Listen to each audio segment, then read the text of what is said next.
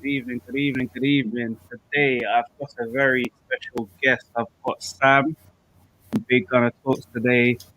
Um, so with this show, what I really want to do is show people there are more to life and role models than just what you see on the TV, Kim Kardashians and people like that. There are people out there that are doing their thing, and I think we need to speak about them more. And obviously, I've been in a couple shows with Sam, see all the things that she's doing. So I thought, let me ask her, see if she says yes. If she said yes, so wait. How are you doing today, Sam? I'm good. I'm good, thank you. How are you doing? I'm living the dream. I'm living the dream here, talking about football. So what more can you want in life? We have Mr. Bits and Bobs in the building today. How you doing, sir? We're just gonna get it cracking because obviously we done talking before the show, and now it's probably gonna make me late for the second show. So let's just get it cracking. Social media. Obviously, you're very present on social media. Got a little bit of following. You do 2 podcasts that I've listened to. I enjoy both. So we're gonna talk about, which one do you want to talk about first? Which one were you been doing the longest? I've been doing chatting the most, the longest. So yeah, tell us about chatting the most. So chatting the most is basically just a platform to just chat the most. Yeah. Like me, and so I do it with 2 of my friends, and we're like the group that literally just anything we can bring up, anything conversation, and just talk about it for time, and eventually, you know how it is, like when you're talking, you can just literally chat the most about something that's not related to what you actually originally wanted to talk about. So basically that's a platform for us to just talk about anything and everything. And I've been doing it for just under 2 years now. So like our 2-year anniversary will be in July. And yeah, like it's just been fun doing it with like the guys. Like literally we all kind of bounce off each other's energies. It's just pure vibes, pure banter. Like, you know, you just laugh from the gut. Yeah. Like, the thing is, the name, like the name's actually cold. I can't lie, because like where we come from, like most of our backgrounds, especially when you come from London, it's just something that we would say, and it's something that we do, but you're just doing it on camera. So it's very, very natural. If anybody's listened to it, it's very, very natural. Just give us, can you remember what the last show was about? What the topic was? So the last one that we were talking about was just we literally recorded it yesterday, so that would be available on Monday. But we're talking about like unprofessional. Look at that. There it is. There it is. That's professional. Right? I'm even professional right there. But the next one we're going to be talking about is literally talking about the idea, the social media aspect of Valentine's Day, like what people are hyping up and what the day actually means. And then we kind of got into this particular episode. We basically took tweets, or like 3 tweets from social media, and the debate about that. And we basically just had a massive discussion about it. And we had a lot of disagreements and agreements in it. But yeah, like it's a funny episode, I'm not gonna lie. And if you guys are ready to tune in, don't forget to follow us on Instagram and Twitter, and just listen to it and just let us know your feedback. Criticisms are always as long as if it's constructive, because if it's not constructive, then nobody wants it, nobody needs it. Exactly. So yeah, please, if you're gonna leave any sort of feedback or anything like that, just make sure it's constructive. Exactly. We're going to talk about the second thing you do, which is how I found out about you, to be fair. All professional. Gold Digger podcast. Love it. Tell us about that. Yeah, so Gold Diggers recently celebrated their 2nd birthday as well. And I literally started just a year ago today. Like this was the first, last year was the first episode that I ever did. And that episode was so funny because it was the episode about Man City and the 50 lawyers that they had. Wow. Yeah. It was so that podcast is basically just a whole bunch of females of ethnic minorities just talking about ball in the highest knowledge that we have. And we record week in, week out, talking about the latest and the greatest events that happen in the Premier League, as well as the Champions League and Europa. So it's been, I think this podcast is amazing, and it gives a platform for females to actually come out and just be like, I can talk about football as well. I'm not stuck in the kitchen, like I know what to do. Like I know I totally agree with you on that. And that is one of the reasons why I invited you on, because I feel like it's something that needs to be not so much spoken about, but it's something that we need to put out there more. We need to show. And I know a lot of other people are doing it now as well, like having females on the show and talking to them about football, because it's not like you don't know about football. That's what's annoying. I think when I read comments, and the reason why it makes me so angry personally is because my auntie is a season ticket holder at Arsenal. Yeah. And without her, I wouldn't have gone to so many matches. So like for someone to say she don't know about football, she can't talk about football, it don't make no sense to me, because she's probably been to more football matches than half of the people that are hiding behind their screen that are just watching on TV, So it is a bit annoying. Big up Claudio in the building. Again, Claudio is a legend. Been on shows with him. He's a Chelsea fan, so he's getting a bit gassed at the moment, I think, because I thought, what have they done? 5 on a bounce now, so or 5 without losing. So that do what they need to do. Yeah, they're well like, and then bits and bobs always supporting my little agent around there. So we're going to talk a bit about social media, and with yourself, I think you have the hardest thing to do probably in the world, because I just have to deal with racism, but I don't really receive racism that much. But you're a woman, and to add on top of that, you're a black woman, so you're fighting harder than pretty much anybody on this earth. Yeah. Can you tell us any times where you've actually, have you been racially abused on social media, or have you been do people speak down to you because you're a woman talking about football? Yeah. It's funny, like since before, like from early days and like on Twitter, that's when football Twitter I think was at its worst. Like it was terrible back then. And I used to barely tweet about football on Twitter because I just knew like the repercussions just a bit mad. Like there's no point arguing with people that just, they don't really value you as a person anyway. So what's the point? Yeah. And then since I started Gold Diggers, I just said, why am I worried about what other people are thinking? Like what's the why? So I started tweeting more, and actually like I felt like because other women are doing it, other females are doing it, then I shouldn't be scared to do it. But it did up the sexism comments that I did get a lot. Like in my Twitter message requests, that place is a pit of hell. That place is horrific. Like I've received death threats. I've received some horrible comments that I'm just like, what have I done to hurt you? Like I've made a simple comment about a player's performance in one game, and all of a sudden you know best. It's like that person is literally sitting next to Aubameyang. Like, you're right. Yeah. No, you're not. You're not sitting next to the player. You don't know the player. You're at home with your mattress on the floor telling me about myself. No, I'm sorry. No, you know what? It's actually crazy because, like, I've never, no one's ever gone that deep with me. But like in the last 2 days, like I've just posted something about Man United, and like the tweets that we've been receiving about it, and I'm just like, rah, like if you lot put this much energy into sorting out your life, you guys will be millionaires. Like you don't go mad over Martial, you go mad over Maguire, but essentially these players, they may care for you because you're a fan, but they're not riding out for you like that. So like, why are you so angry? Why are you so aggressive?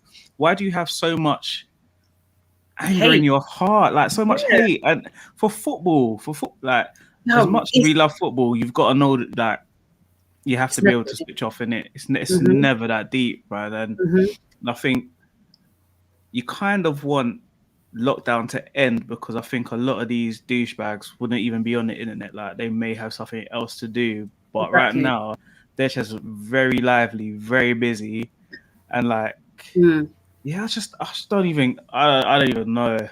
I don't even know. Like, Thank you. yeah, everybody's loving you right now. Just subscribe to Chat and the Most. Look forward to listening. Yeah, Laurie, big up Laurie. Thank you. He will be your biggest fan for the rest of it, for the rest of your life. He just supports everyone, like proper mad guy. Appreciate it. Bob is on the mattress floor. That yeah, listen. We know half of these people don't even have mattresses. Like they're just there. All they've got an iPhone and that's it. Yeah, so they think they've made it. Yeah, in life. What's worse for me is the fact that it's like everyone's entitled to their opinion, and I understand. Like, if you have constructive ways of going about saying what you have to say, then that's fine. But a lot of the time, like the comments that we get, it's a bit. It takes it a bit too deep. Like, and some of them are actually like to the point. It's like, whoa, okay, you need to calm down. Like the threats already are enough. Like, it's enough. Sometimes you just have to just tell them man to come outside, because if you say come outside, they ain't there, innit? Listen, if they would, like, they can come outside and say what they want to say. I've got bodyguards on deck. Like, listen, trust me, come outside. If you got that much to say, come outside. We're ready, innit? Like, but they're not built like that, and it's mad because even today, like, I didn't even say that that Smalling was better than Maguire. I simply asked, is Maguire any better than Smalling? That was the question. And listen, I had people saying I'm on crack.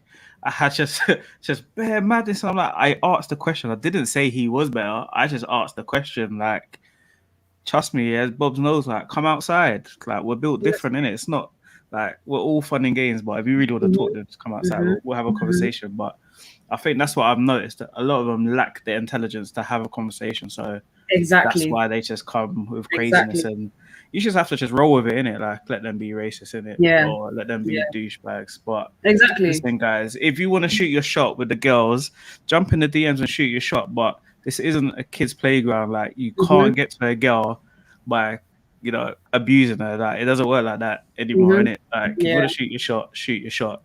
Yeah, exactly. Like, as I was going to say, like, with how it is as well, more time, just delete the comment, delete the message, and just move on. Like, I feel like a lot of the girls that get all these messages, they're built different, and we have the strength to just move past it and just be like, you have no meaning in my life by you telling me that.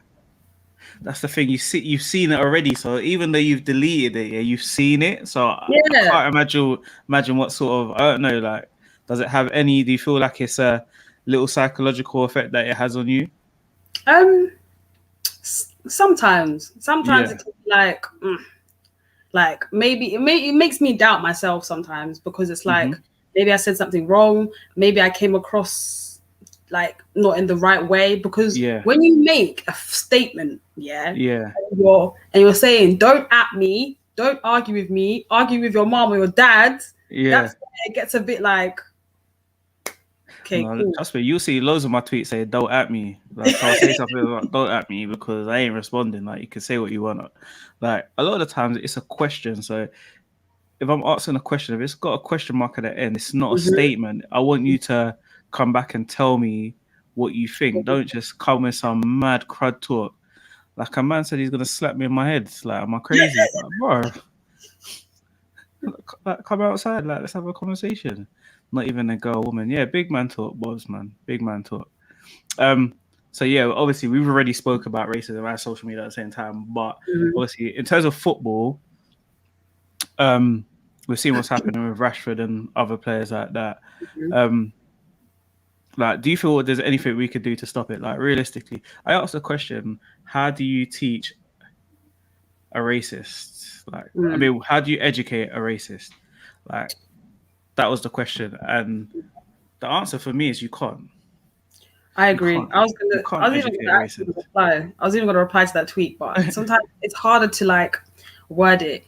The thing is, even when I see tweets like that, sometimes I don't reply, and the only reason I don't reply is because it's just gonna be too long. Like, we're gonna be there all night because someone's gonna then off the back of that tweet say something stupid, and I'm just gonna be like, come on, big man.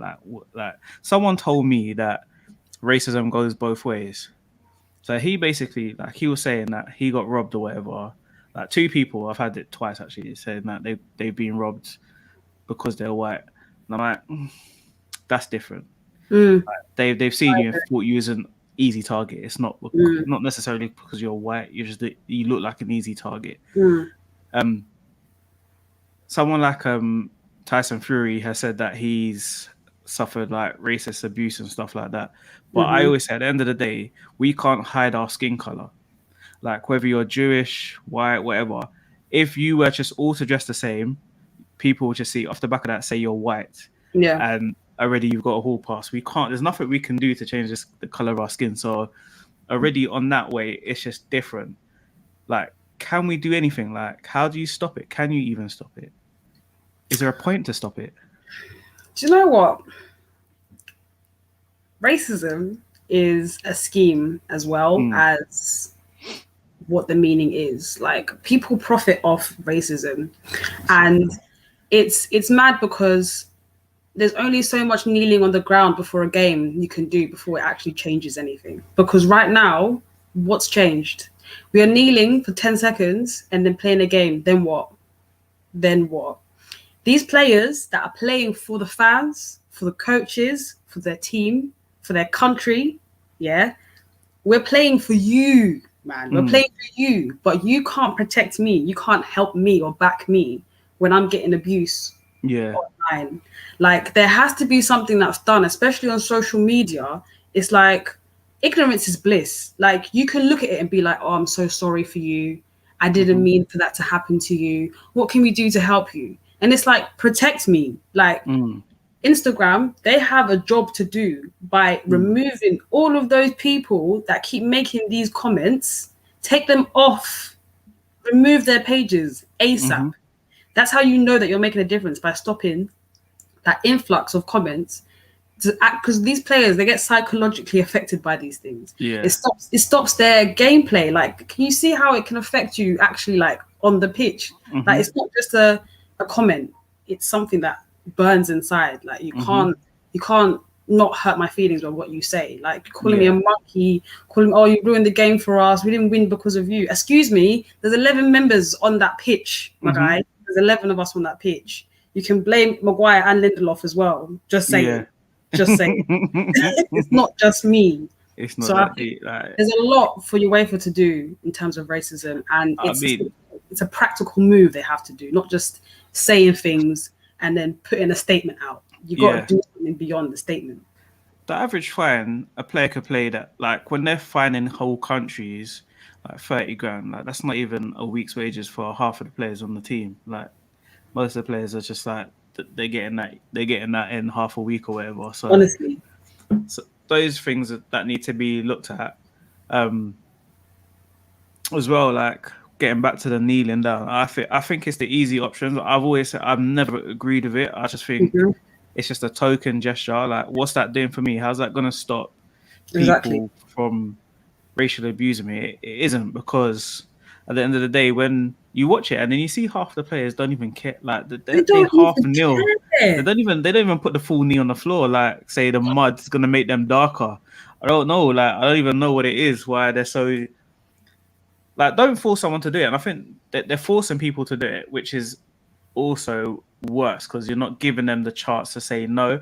But if a person doesn't do it, that's it for that person. That they may never get a club again, because they won't be like, well, my man's racist with it because he's not dealing. But I feel like you've got to give the people that option. But yeah, I'm done with kneeling. I'm done with people doing it. Half of them don't even care, to be honest. Like, I'm here kneeling down to get my shoes under the sofa. Like, kneeling does nothing.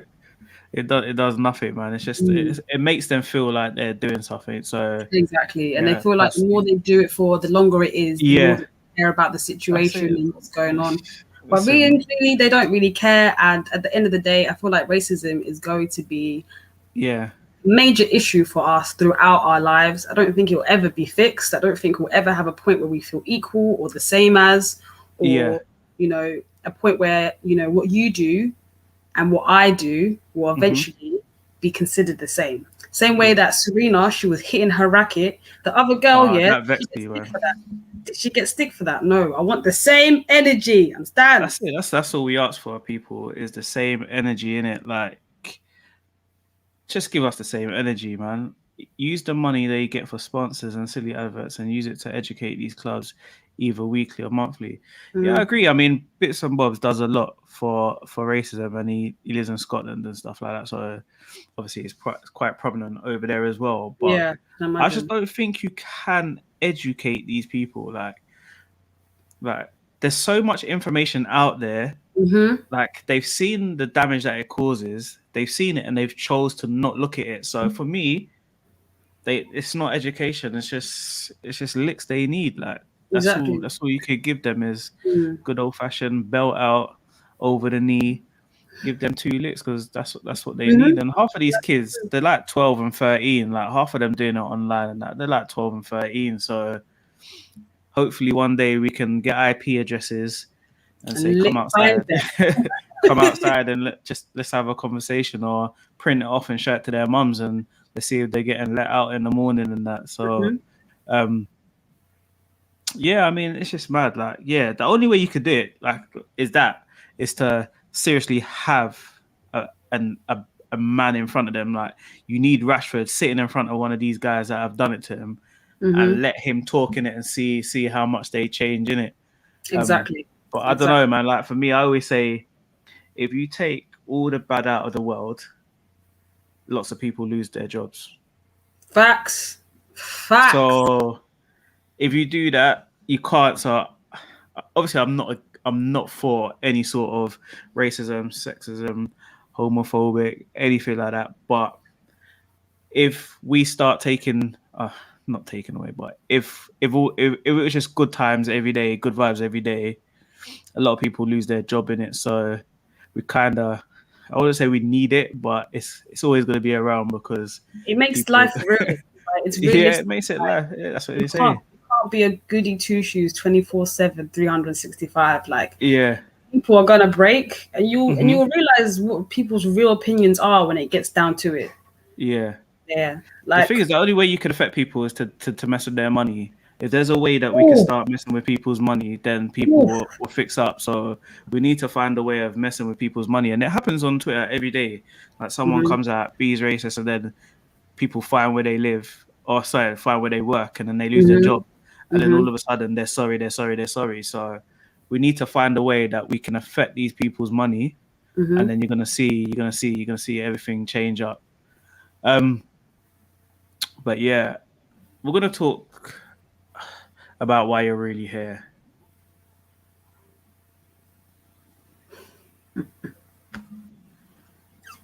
Tell us, how did you become an Arsenal fan? Well, my dad, I'd say my dad was a massive influence as to why I'm an Arsenal fan. I'd just see him walking around in his Arsenal shirt, and I was like, oh, I want one. Like, I want one too. Like, I want to understand. Like, I just want to see what the hype is about. And whenever, because me and my dad were proper close. Like, he's literally like, that is my G. Yeah. And we'd watch football together, and I'd just be sitting on his lap, like, just watching the game and just being like, I love it. Like, I love the game. I love the energy behind it. I love the tricks, the flicks. Like, I love the pacing down the wing, the goals, the excitement, the fans, the celebration, like the whole part, like the whole point of the beautiful game. I just love it. And Arsenal were a team that could not be matched back then. Like, when I was younger, people, like, they just had to be quiet. Like, Arsenal, you want to talk about Arsenal? Let's talk about Arsenal. Like, nobody could say pim about Arsenal. And it was a good time to be an Arsenal fan back then. And there was one birthday that I had. I can't remember what season it was, but I think it was the burgundy and navy shirt. I think it was 07, I think. It was the last season at Highbury, wasn't it? Yeah, I think so. That shirt, it was like the last season we had Nike, I think. As a sponsor. Yeah. And like, I was like, Dad, please, I want it for my birthday. Please. And then I opened it. I was ripping up my and I just saw this shirt, and I was like, yes. I The thing is, that was the one home shirt I didn't get because I didn't like it. Like I just thought this isn't Arsenal, and for some reason I just didn't get it, and then I regretted it like ever since. But yeah, it was the one home shirt I actually never got was that one. I love that shirt, man. And yeah, it. As Laurie says, it's most of the reason why most of us support Arsenal. Again, the reason why I kept supporting Arsenal was Ian Wright, and obviously we've spoke about that before. Exactly. We're gonna do a mad segue because I forgot something, and it's one of the reasons why I actually have you on the show. Is what do you do? Like, what are you doing right now in terms of studying? It was one of the reasons why I actually got you on here, and I forgot it out. So I'm currently studying physiotherapy. So I'm doing my master's in physiotherapy. Listen, masters. Not yeah. It's not. Listen. It's not a joke. Listen, I was I was looking at the masters. And I was like, I'm done. No, it's serious because I've always been a sporty person. Like, yeah, I've always I played football when I was younger. Right back. Played. No, me, I was a winger. I was a number 7. No, I thought he was a right back in that. He looked like a right back. The mad slide tackles in that. Listen, I was SR7 in the stands. Okay, I rate that still. You heard it here first, winger. Yeah, so I played football, played tennis, like sports was like my thing. And throughout school, like I always wanted to I always had like a sciencey background, so I always wanted to get into like, at first it was my parents were so into me like being a doctor and doing medicine, and I was a bit like, you see, getting into medicine, so I'll just do the next best thing, just that is the next best thing. So I did sports rehab first because the unis that I wanted to do physio with, they were just too full. So I was like, fine, let me just do sports rehab. And then I'll transition into physio for my master's. So another 2 years.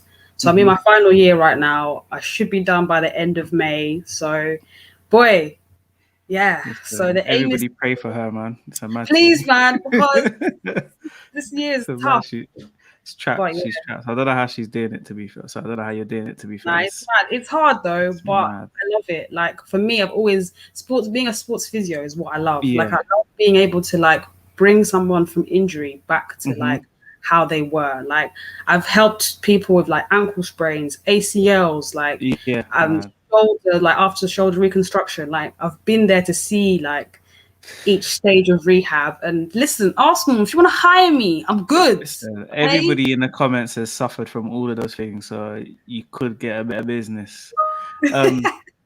So let's talk about Eva then, because obviously we saw what happened with her at Chelsea and Mourinho. Like how old are you roughly when that happened? Because I think Eva, I think I was like, that's remind me what that's about. She was with like Mourinho was. I feel like that was like 2013 or 14. Yeah, so I think I must have been 14 around that time. Yeah, so I was old Dibby, like she's Dr. Eva, you know. Dr. Eva, you know what, that situation there, like I followed everything about it because I was so gassed that there was a female even involved in the medical team. Like I was like, raw, like a woman is involved in this. Like this is how like I want to see myself. And obviously a little bit of a scandal made it a bit worse. Like for me, it's just a bit mad though, because he's just got, again, I feel like he's just caught a little hall pass because he ended someone's career. Like she was top of the game, and man's just ended her career, and like that's one of the reasons why I can never forgive Mourinho, to be fair, because for me, like everyone are supposed to be feminists. Like every man, every woman should be a feminist, and I'm trying to make everyone 50-50, and that's happened, and everyone's just giving my man a hall pass. It don't really make no sense, and I don't have nothing bad to say against him with regards to how he manages teams and what he's done, but for that situation, I just cannot give a man a hall pass. Like she was good at what she did, and that's the thing. Like especially with being a physio in a sports team, you've got to be, you know, very cautious about your players, be like, listen, like if this is the problem that I have as well. Like if my player is not ready, he's not ready. And if I say he's not ready, then I kind of know better. But at the same time, I get it. Managers have to kind of work at a pace where it's like, I need to know when I can play this because he needs to come back. Like say, for example, with Martinelli, like the second, I remember, I don't know what game it was, but before the game even started, he sprained his ankle, and I was like, "Listen, which one was it? Was it the Newcastle? Or was it the one after Newcastle?" I can't." And the thing is, it wasn't even nothing to do with his previous injury, though, was it? This is it, and people were linking it to. This is the problem. Like with me as a physio, I got to think one injury can affect something else. It can, like, the body is. I think people were talking without actually seeing what happened. They were just like, he's out. And then when you watch it, I'm like, well, nothing could have been done there to save that from happening. Like exactly. These things happen, but I will say this, like one injury can lead to another, can lead to another. 100%. So, you know, you just got to be careful with the time that you bring players out and bring them on. With Partey as well, like he's becoming more injury prone, and that could be a result of his rehab, not him, mate. So, you know, as I said, Arsenal, if you want to hire me, like you heard it first. Like this is our CV. Like this is your job interview. So Arsenal, hey Frimpong, since you're in there, Frims, I know you're watching. You're now working with Arsenal on their Twitch and that. Can you please hook Sam up? Like, thank you. I know you got connections now, so please hook it up. All right, back to Arsenal. What's your best league memory ever? Your best league memory, best memory from the league. Yeah, let's say that. Memory. It's a hard question because there's quite a few. Best league memory. Is this like a best like moment or like? Best moment. We'll go best moment. I want to reword it for future shows because that is what I'm actually looking for. Best moment. So like best league moment. Yeah. Okay. It's a good one.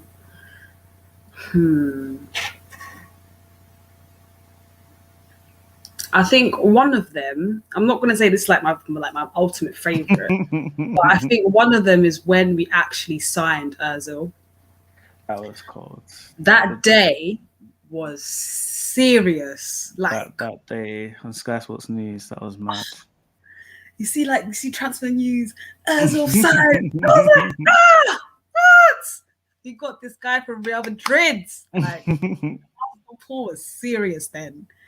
And I was so gassed. Like, I've seen this guy play at Real Madrid. He's an assist king. And I can't lie, I was gassed. Like, me and my dad were just raising hell in the house. Yeah. Proper. Because back then, like, my mum, she used to be a valid. Like, I say she was like she's a hot and cold Chelsea fan. Oh, one of them ones, yeah. She's one of them ones. And then she's sitting there like you just, I was like, Mum, we're going to get it. It's coming back. The league is coming back to us. But obviously, future person. It didn't quite work out though, did it?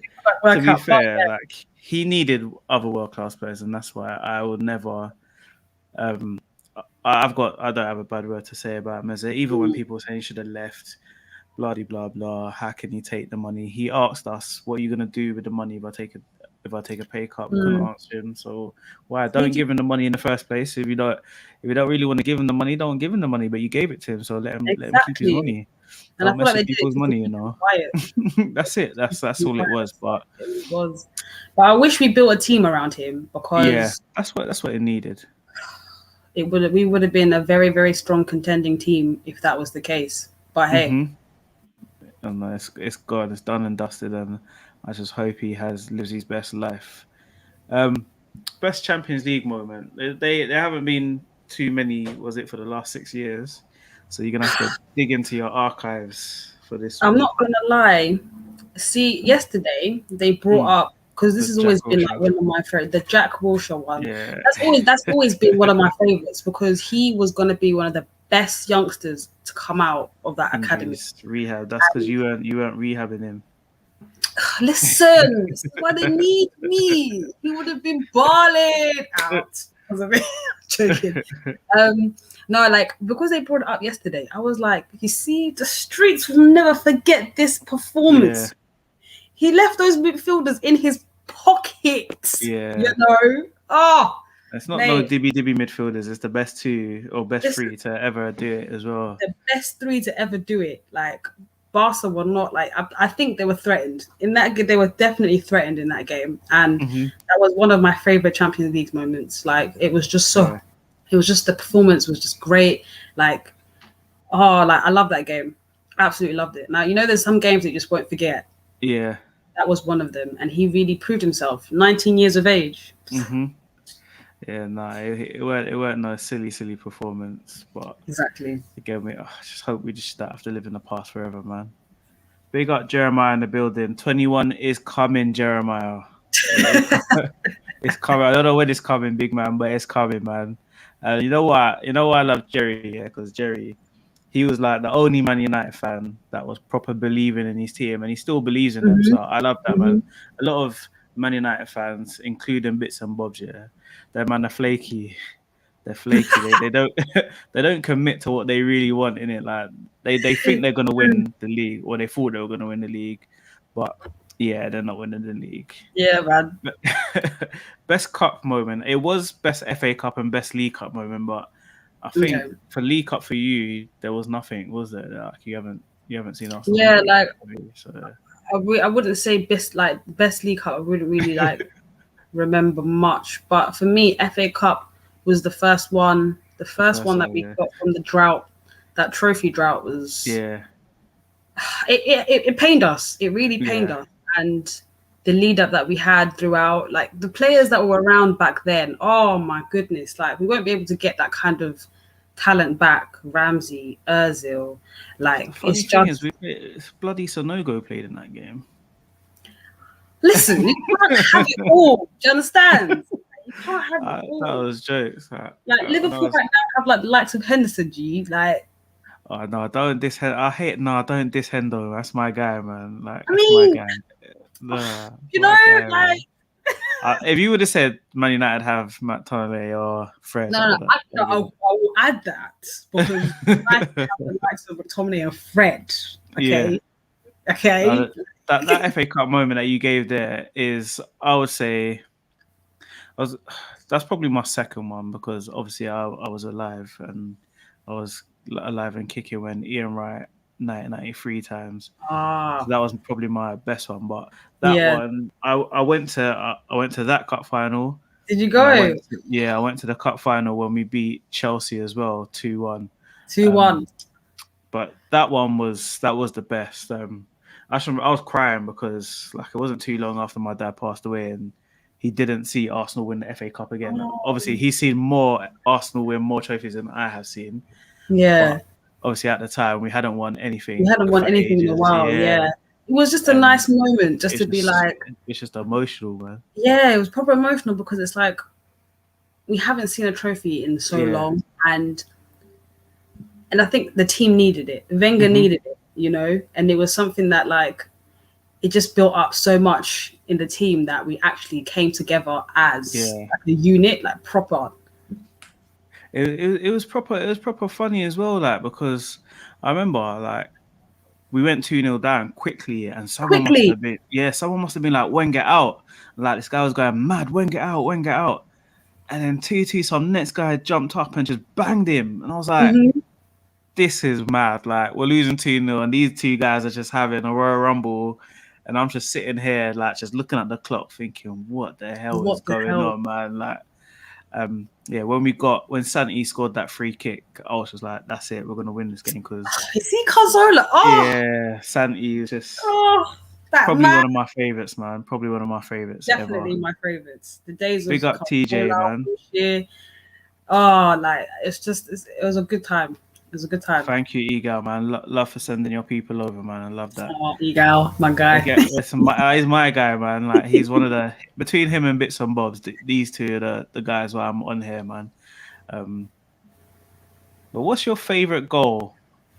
It's just such a hard question because there's probably like thousands. But we know what we done last time. Actually, I think we picked top 3 goals.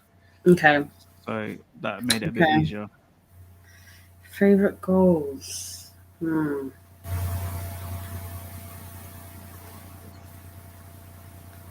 a hard one, isn't it? It's a hard one because there's just been so many solid moments. Okay, one. Go on. One has to be. This is actually a hard question. You know what? Like for me, that Aaron Ramsey goal in that cup final, that's just one of my favorite goals ever. That was an amazing one. That was an amazing one. Yeah, it's just. I'm not gonna lie. Like the gal loves this goal. He just says this goal every time we ask about it, man. The gal, I think it's just his favorite goal ever because he always mentions this one. Arsenal fan. That was a goal. Not an Arsenal fan, but that Crystal Palace goal. That Crystal Palace goal. That was a serious goal. Mesut Ozil against Ludogorets. Yeah. The one that he was just doing crisscross, nutmeg, boom. That was sensational. I think this is the most Thierry Henry volley is probably the most. I was gonna say it's his most memorable goal, but I don't know. It's between that and the goal against Spurs. To be fair, when he just ran through the whole team. Oh God, he finished that team. But you know what other goal that I like from Henry was the one that he did against Leeds. I think this was like 2012? Was it the homecoming? Yes. Yeah, so that was that's what in the last show, that was my favorite goal.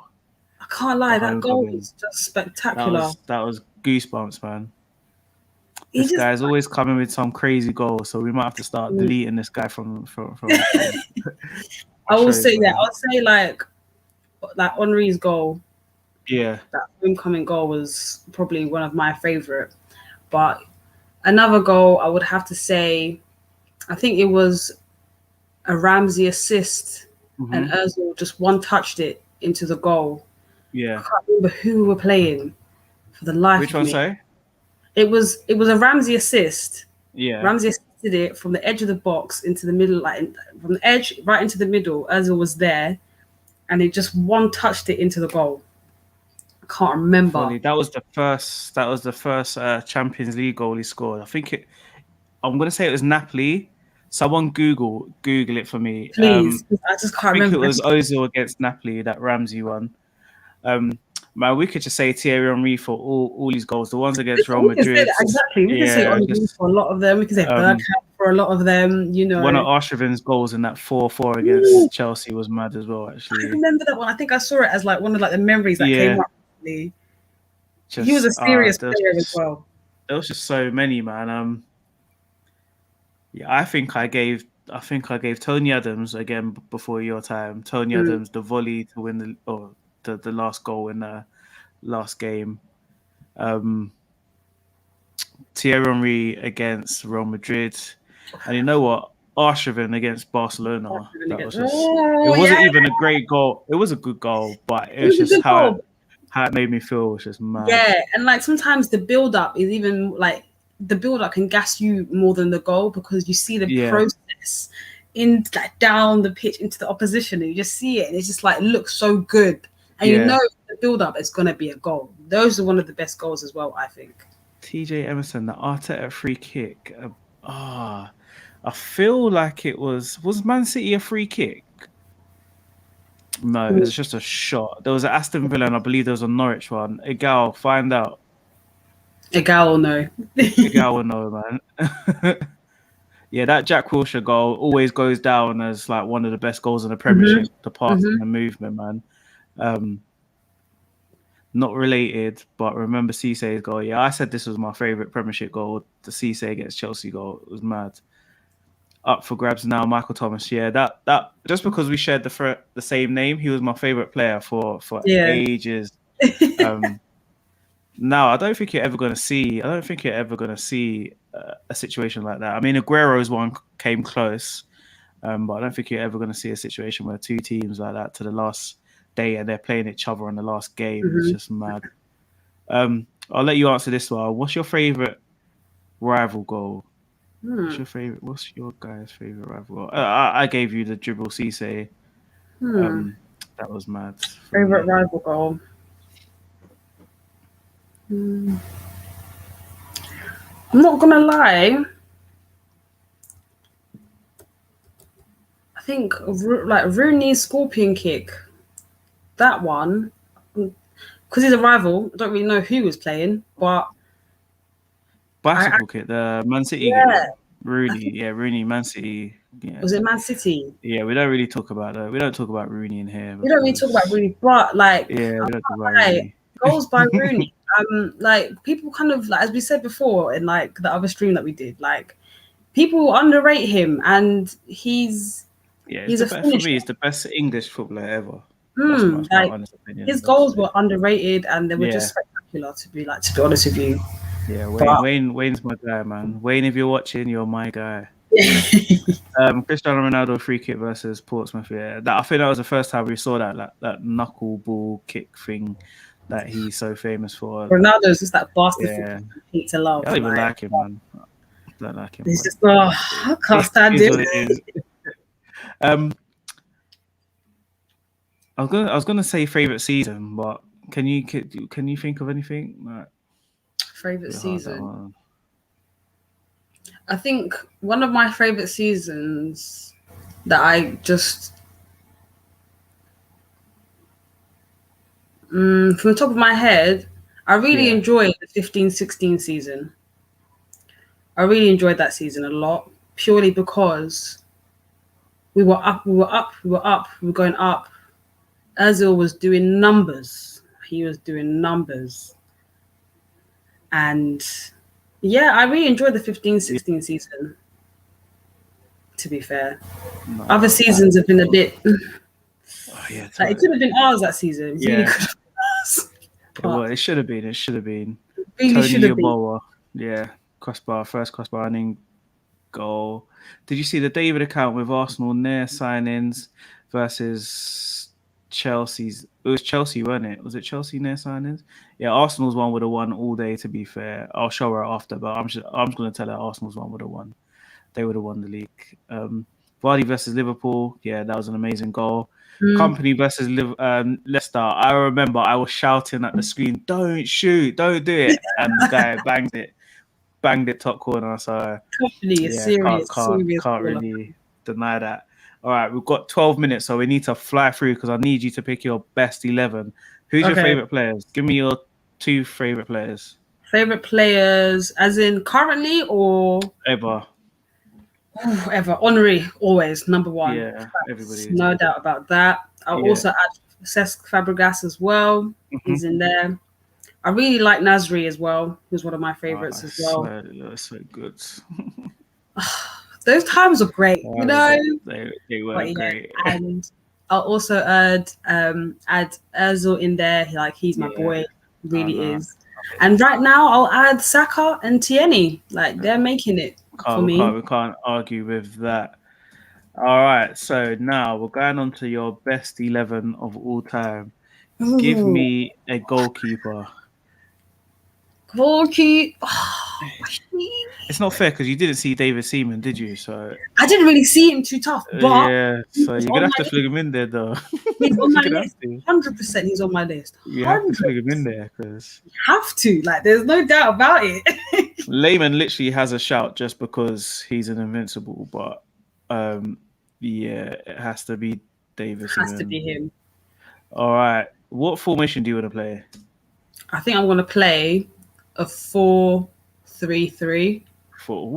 I always go 4-3-3 because I need to get 3 players in. So I need to get 100. Go on, your right back. My right back.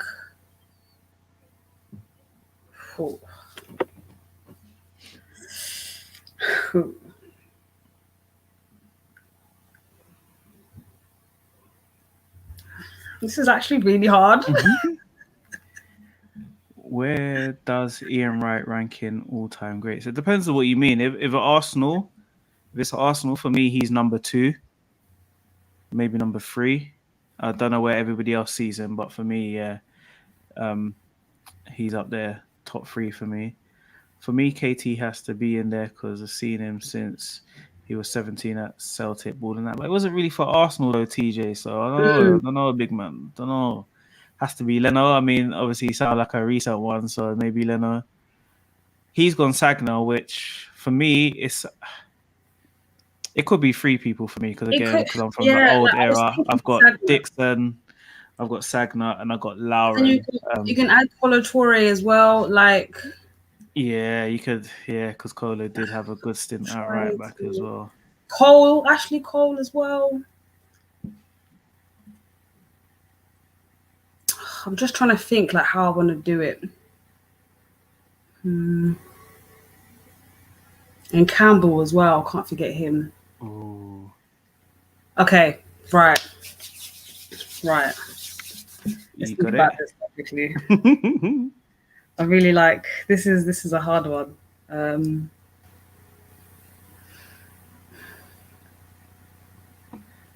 Say my collection's unstable. What would that mean? Okay, I'm just gonna say defenders. I'm not even gonna care left or right. I'm just saying them as I'm saying them. Okay. Because Ashley Cole, he was a left back, wasn't he? Yeah. Yeah, I'm gonna have him as left back. Yeah. I'm gonna have Ashley Cole as my left back, and then I'm gonna have Campbell.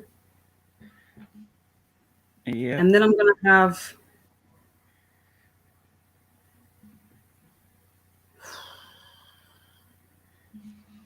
Mertesacker was too slow, man. He was tall, but he was slow. Yeah, he was slow. Toure? I mean, I'm happy to put Toure in there just because, again, he was an invincible part of the team that got to the Champions League final without conceding. He's your right back? Yeah, I think it was mainly a right back, but I need another centre back. Who have we had? Sagna. Who? Sagna. I would put Sagna right back and put Toure centre back. Yeah, let me do that. Because I mean, both of them played in both positions. To be fair. Yeah. So that team's looking quite smooth at the moment. To be fair. I'm glad this is the team that I need. All right. So we've got Seaman, Sagna, Toure, and Campbell. Cole. No, I rate Cole, man. He was being the best left back ever to grace the Premiership. There is in our team, yeah. So, before he shagged us and went to Chelsea, but I think Mertens, everybody does, man. It's just his pace in the Premiership. It's just his pace, like he was just so slow. Like he had the height, like he had like great aerially, but sometimes you just need that pace. You need that pace, man. And cool midfield. So you got 3 midfielders now.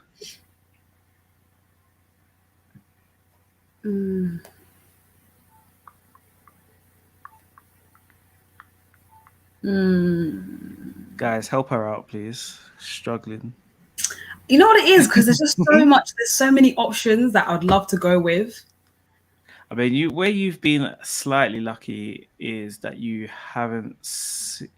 You would have been really, really young when some players were playing. So, based off that, I think it would be hard for you to put Vieira in there, but you could obviously put Fabregas in there. Yeah, Fabregas is definitely one of my options, 100%. And then, because I could put Lundberg as well, like. So mad thing still. Yeah, it's a bit of a bad one. I love him, but that's a bit risque still.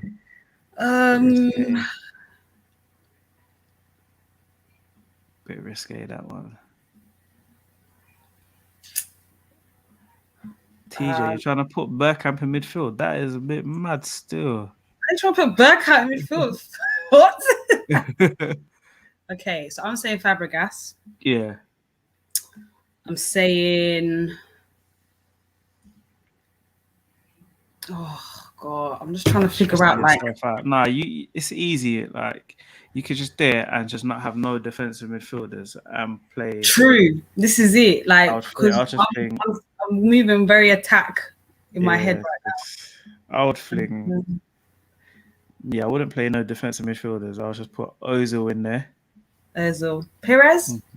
Yeah, Perez is in my team.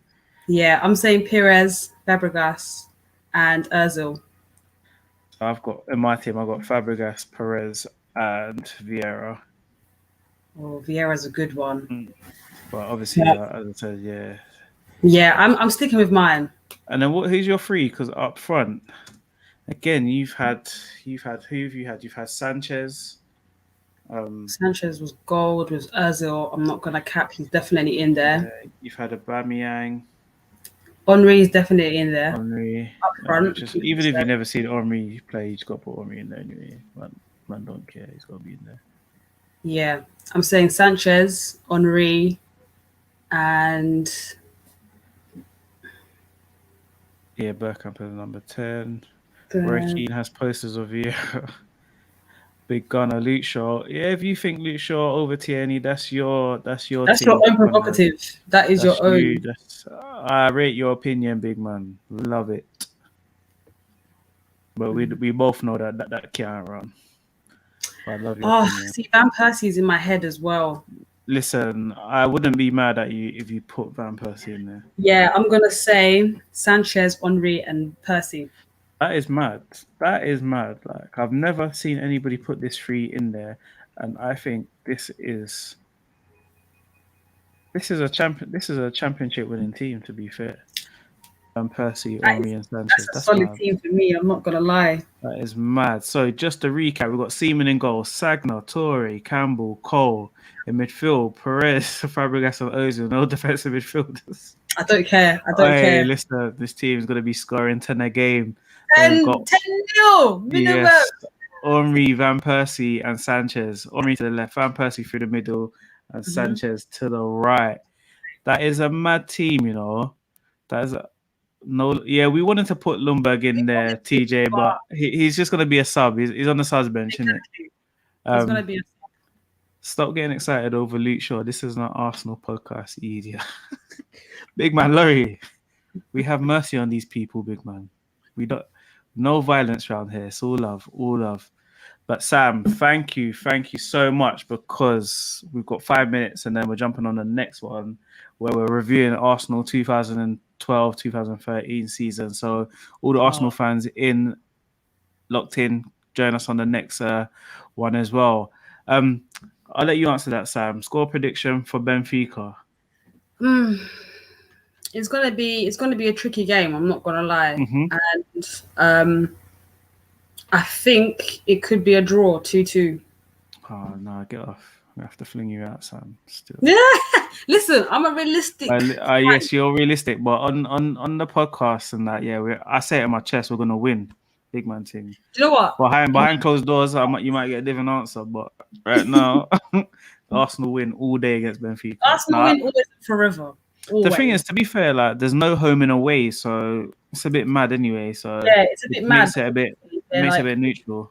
Yeah, neutral ground, which will be different because both teams are not going to be like have an advantage. So it will be a very interesting games. But they've got as I said, they've got wingers. Like Benfica are a serious team as well. Like we shouldn't be playing with we have to play with no mercy. This TJ Emerson guy is everywhere, man. Yeah, I mean, he gets about, innit? Like this, he likes to support. I really, really respect people that do that, man. Because a lot of people watch but don't support. We don't like them people. All right, so people, Sam is part of Chatting the Most. Please take it down. Get your iPhone out. Get your Samsung out. Get your Nokia out. Whatever you got, take a picture of it. Search it on Spotify. Please go and support her on that. I know a lot of you guys already are praying what the Gold Diggers are doing anyway. Get us to 2K subscribers, Listen, please get them to 2K subscribers. As you can see, Gold Diggers UK on YouTube, Gold Diggers UK _ on Instagram, and Gold Diggers UK on Twitter. Please go follow those ladies because they actually know what they're talking about. No drama. Just respect over there. Thank you so much, man. And obviously, this is the second show that I've done talking about people that I feel like are role models for other young women out there. So please, Sam, just keep doing what you're doing. Is there anything you want to say before you go? Before I kick you off? Just thank you for having me. I appreciate it. the support that the girls are getting at Gold Diggers. Yeah. We appreciate it, and I just thank you so much for the views and support Big Gunner as per. No worries, if anyone wants to follow me and listen to me rant on the where can we find Twitter, you, Dad? So my Twitter is at EsraCK12, so it's literally right there. Yeah, there we go. And it's the same, but without the 12, with 2 E's at the end on my Instagram. Yeah. And just follow the movement, support. I appreciate it. And thank you. And guys, if you don't know, I'm Big Gunner. I'm on Instagram, Twitter, and what's the other one? YouTube. As Big Gunner TV. So please make sure you subscribe. Please make sure you share this video, because it was very, very, very good, very, very interesting. And I feel like young women out there need role models like Sam. And just please, guys, remember to social distance. And if you want to shoot your shot in it, but be respectful when you're shooting your shot. Have a good evening, and see everybody else on the OG show that is about to kick off in 2 minutes. So see you over there. See you later.